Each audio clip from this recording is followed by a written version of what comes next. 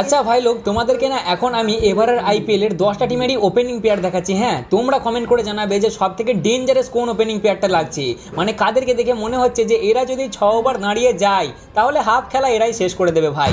তা সবার প্রথমেই ওপেনিং পেয়ার হচ্ছে এসআরএইচের, যার মধ্যে 1 নম্বর হচ্ছে অভিষেক শর্মা এবং 2 নম্বর হচ্ছে ট্রেভিস হেড। এরপরে 2 নম্বর হচ্ছে আরসিবি, যেখানে ওপেনিং করবে ফিল সল্টের সাথে বিরাট কোহলি। 3 নম্বর হচ্ছে কেকেআর এর ওপেনিং পেয়ার, যেখানে ওপেনিং করবে ফিন অ্যালেনের সাথে অজিঙ্ক্য রাহানে।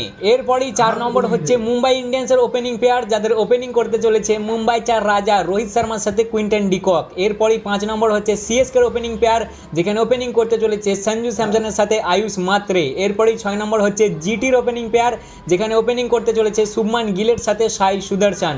এরপরই 7 নম্বর ওপেনিং পেয়ার হচ্ছে পাঞ্জাব কিংসের, যেখানে ওপেনিং করতে চলেছে প্রভ সিমরান সিং এর সাথে প্রিন্স আরিয়া। এরপরই 8 নম্বর ওপেনিং পেয়ার হচ্ছে রাজস্থানের, যেখানে ওপেনিং করতে চলেছে বৈভব সূর্যবংশীর সাথে যশস্বী